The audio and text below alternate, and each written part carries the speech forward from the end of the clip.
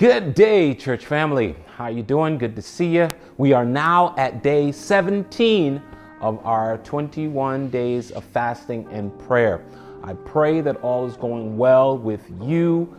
We should be at the latter half of the Martin Luther King Jr. weekend. If you were with us yesterday, I encourage you to view our Juniper Avenue YouTube page. See what we posted yesterday, an amazing message, speech by the one and only Dr. Martin Luther King Jr. called The Other America. Blow your mind. Anyway, for today, we want to encourage you about this. We've talked about who you are, and we reflected on that last year when we talked about Enneagram. So we talked a little bit about who you are. We talked a little bit about whose you are, remembering that you are God's possession. As a matter of fact, let's go right back.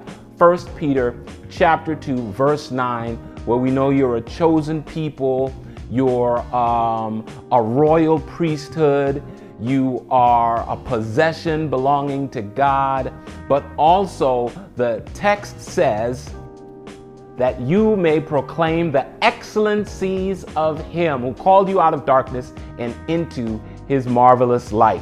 And as a result, so we know who, we know whose, but now we need to talk about why you are. I heard one pastor say that you exist as the answer to a question. There's a reason why you're here on this earth. And while you're going through this fasting time, we want to encourage you that when you're going through those moments of private prayer, or even if you're avoiding those prayer mistakes, we want to encourage you.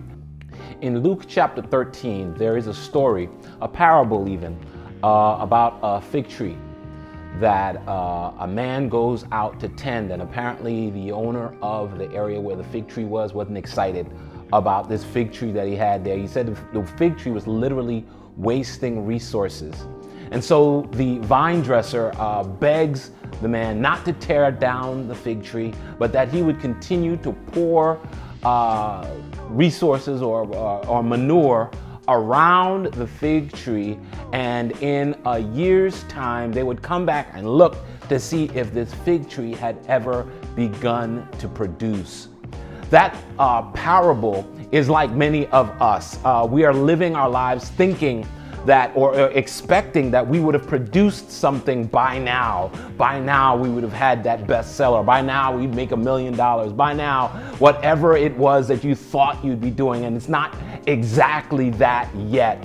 But this is the joy of the story, or the joy in the text, is that the vine dresser doesn't give up on the fig tree.